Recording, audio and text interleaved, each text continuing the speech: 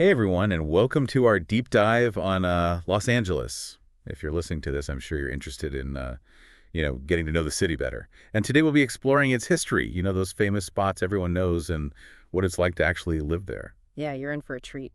LA has a really, really rich history. So much to talk about. Let's start with some basics. I know LA is a huge city now, but it wasn't always this way, was it? No, not at all. Back in 1781, it was a small settlement called El Pueblo de Nuestra Señora la Reina de los Ángeles del Río Porciúncula. Whoa.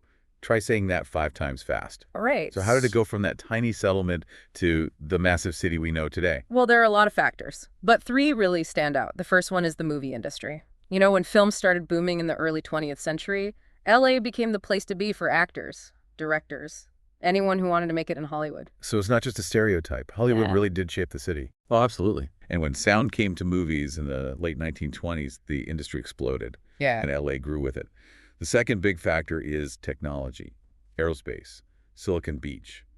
All these industries brought in so many innovators and entrepreneurs, and that really sped up the city's growth. It's like LA always reinvents itself. It stays ahead of the curve. Exactly. And the last big piece of the puzzle is the people. People are always coming to LA looking for new opportunities.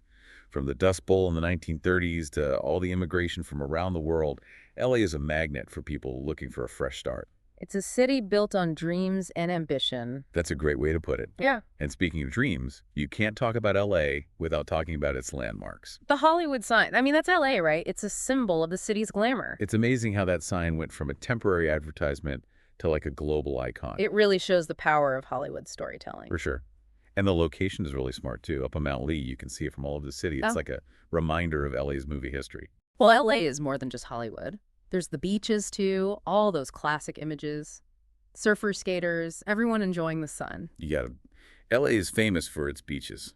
They're a huge part of the city's identity. If someone was visiting LA for the first time, what beaches should they see? So Venice Beach, for sure. It's got street performers, interesting shops, and Muscle Beach, where you can see some really strong people. Sounds like a place to feel the energy of the city. And then there's Santa Monica.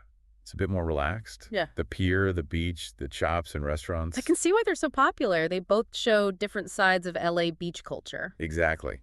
And speaking of iconic LA things, we can't forget the Hollywood Walk of Fame. Mhm. It's not just a sidewalk, it's a tribute to everyone who's made the entertainment industry what it is. I've always wondered how people get their name on a star. It's not just about being famous, right? Right. It's more than that. Each star is for achievements in movies, TV, music, radio, or live performance. They have a committee that looks at nominations every year, and it's actually a pretty tough process. It's like a history lesson right there on the sidewalk. You can see how entertainment has changed over time just by looking at the stars. I like that. And it's always changing. New stars are added every year. It keeps the spirit of Hollywood alive. Okay, so we've talked about history and landmarks, but I'm curious about LA as a melting pot of cultures. It's a city with people from all over the world. Yeah, that's one of the most amazing things about LA. It's a true mix of cultures. Each one brings its own food, music, traditions. How does that diversity show up in everyday life in LA? Well, look at the food scene. There's so much variety, from street food to fancy restaurants. LA's food reflects all the different people who live here. Mexican, Korean, Ethiopian, Japanese, you name it. So it's not just the food itself, it's the stories and the traditions that come with it. Yeah, and you see this mix of cultures in art, music, fashion, too. There's a constant exchange of ideas. It's a very dynamic cultural landscape. Sounds like exploring the different cultural neighborhoods could be an adventure. It is Little Tokyo, Koreatown, Tai Town, Leimert Park. There are so many places to discover. Okay, so we've got the history landmarks, the culture. But now I think we need to talk about what it's like to actually live in LA. And I think I know what you're going to say. Huh. Traffic. Well, it's part of the experience, right? Besides traffic, what should someone know if they're thinking about moving to LA? That's a great question, and it leads us perfectly into our next section where we really dig into the daily life of living in Los Angeles. So we talked about Hollywood, the beaches, all the different cultures, but let's get real. What's it like living in LA day to day? Well, we did talk about the traffic, but people in LA have found ways to deal with it. So it's not just bumper to bumper all the time. Not really. A lot of people have cars, of course, but public transportation is becoming more popular. LA's metro system has really grown. Connects a lot of the city now. That's good to hear. And it's better for the environment, too. Exactly. And there are buses, ride sharing, bike sharing. The city's getting better for bikes. with more bike lanes and paths. So you have choices depending on your budget and how you like to get around. Okay, what about neighborhoods? I know LA has so many different communities, each with its own personality. Yeah, that's part of what makes LA so interesting. You can find a neighborhood that fits your style. But how do you even choose? It depends what you're looking for. Do you want to be in the middle of everything or someplace quieter? Huh. A family area or more for young people? A lot to think about. And housing in LA is expensive, right? Yeah, the cost of living is high, especially for housing, sure. Rent and buying a place cost more in the popular neighborhoods. So finding the right balance between location, lifestyle, and budget is important. Exactly. It's a challenge. But if you do your research, you can find a good fit. Okay, so you found your neighborhood, you know how to get around. What's the daily life in LA like? It's got to be different from other cities, right? It is. In some ways, LA has a special energy. It's a busy city, but people know how to relax too. Finding balance in all that hustle is interesting. Angelinos are good at taking care of themselves. You see yoga studios everywhere, juice bars. There's a focus on being healthy. It makes sense. You need that to keep up with LA. And it's not just physical health. It's also about finding quiet time in a busy city. A morning hike in the hills, an afternoon at the beach. It's good to have those breaks. Speaking of finding peace, what about the community in LA? It's so big. Do you ever feel lost in the crowd? People think that, but it's not really true. LA has ways of bringing people together. Neighborhood events, volunteer groups, lots of chances to meet people and feel like you belong. Like little communities inside the big city. Right. And speaking of belonging, let's talk about entertainment. It is the entertainment capital of the world. I'm ready for the inside scoop. What's it really like in that world? It's a world full of ambition, creativity, and competition, too. Mm. Everyone's trying to make it, from actors to directors, but there's a shared love of storytelling that connects people. I can imagine the energy in those studios and theaters. It's there. And even if you're not in the industry, you feel the influence. Movie premieres, award shows. You might even see a celebrity. It sounds exciting. But besides the glamour, how does the entertainment industry affect LA? It's a big impact. Lots of jobs. Tourism, LA's image around the world.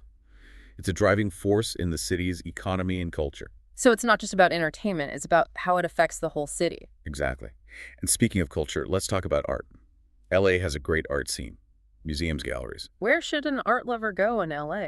The Getty Center is a must-see. The art is amazing, the building is beautiful, and the views are incredible. I've seen pictures. It looks like a work of art itself. And there's LACMA, the Los Angeles County Museum of Art.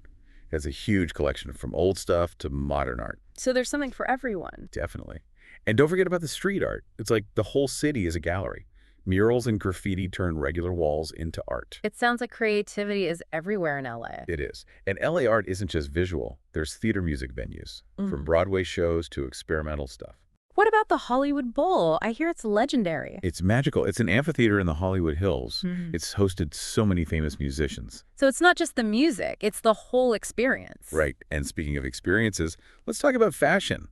LA is a fashion hub. I know designers, stylists, everyone goes to LA. What makes LA fashion different from other cities? LA is more relaxed, more eclectic than New York or Paris. Yeah. You can try different styles and be yourself. So it's not about following trends, it's about expressing your own style. Exactly. And that idea of being yourself is all over LA, from how people decorate their homes to how they treat each other. LA encourages you to be who you are. Definitely.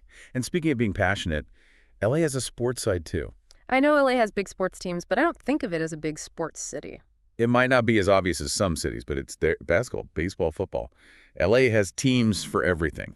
So something for every fan. What about the fans themselves? Are they as into it as fans in other cities? Totally. Angelinos love their teams. Game days are a big deal. Those stadiums must be wild. They are. And it's not just pro sports. There are amateur leagues and clubs for all kinds of sports. So you can play sports too. Be part of a community. Exactly. And speaking of community, remember how we talked about finding your people in LA? I think that's really important for anyone moving to LA. You need those connections to feel at home. Absolutely. Whether it's shared interests, culture, or just loving the city, finding your people is key to enjoying LA. Okay, so we've covered a lot. Transportation, neighborhoods, the pace of life, entertainment, art, fashion, sports, community. I'm getting a real sense of LA now. That's great. And remember, this is just a taste. There's always more to discover in LA. True. Well, on that note, I think it's time to talk about planning a trip to LA. Stay with us because next we'll talk about everything from where to stay to creating an itinerary that hits all the best spots. Okay, so we've covered LA's history, the landmarks, the lifestyle, and now let's say our listener is ready to visit. What advice would you give someone planning a trip to LA? There's so much to see. It can be overwhelming. I'd say start with the basics. When to go and where to stay. All right, let's talk about timing. Is there a best time to visit LA? LA has great weather pretty much all year round. It's sunny and nice, but summers can be really hot, especially away from the coast. Yeah, So if you don't like extreme heat, spring or fall might be better. makes sense. What about places to stay? We talked about all the different neighborhoods, but where should someone actually book? You have a lot of options in LA. It depends on your budget and what you're looking for. Fancy hotels in Beverly Hills, hostels and Hollywood Airbnbs all over the city. Location must be important with all that traffic. Definitely. Pick a place to stay that's near the things you want to see. It'll save you a lot of time and stress. Well, think about what you want to do and then find a neighborhood that works for you. So plan ahead. Okay, once you've got your hotel, what's the best way to experience LA? Should you just stick to the famous places or try to find some hidden gems? I think a mix of both is good. You have to see the Hollywood sign, the Walk of Fame, Venice Beach. But LA is also full of surprises, those little things that make it special. What are some of those hidden gems you'd recommend? Check out Silver Lake. It's got cool shops and cafes, a real hipster vibe, or Echo Park with the lake, the music scene. It's more relaxed. So get a feel for the local culture. See the parts of LA that most tourists don't. Exactly. And just explore. Get lost in different neighborhoods, talk to people. You never know what you'll find. Sometimes those unplanned moments are the best memories. Okay, we have to talk about food. LA sounds like a foodie's dream. Oh, it is. There's so much variety, from food trucks to fancy restaurants. It reflects all the different cultures in LA. Where should someone start their LA food adventure? You can't go wrong with real Mexican tacos. Try a place in East LA or Boyle Heights. And if you want something a bit fancier, Koreatown has amazing Korean BBQ. It's a must-try. Now I'm getting hungry. All Okay. right, getting around. We talked about public transportation. What else should visitors know? Public transportation is getting better, but LA is still a big city. Renting a car gives you more freedom, especially if you want to go outside the city. Yeah. But be ready for traffic, especially at busy times. So plan your routes and maybe avoid rush hour.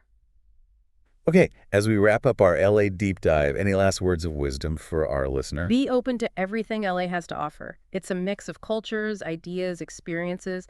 It's a city that rewards curiosity and adventure. Well said. Yeah. So, listener, as you plan your trip to LA, remember to bring your sense of wonder and maybe some good music for the traffic. And most importantly, have fun. LA is a city to be experienced, explored, enjoyed. Thanks for joining us on our LA deep dive. We hope you learned something new and feel inspired to plan your own LA trip.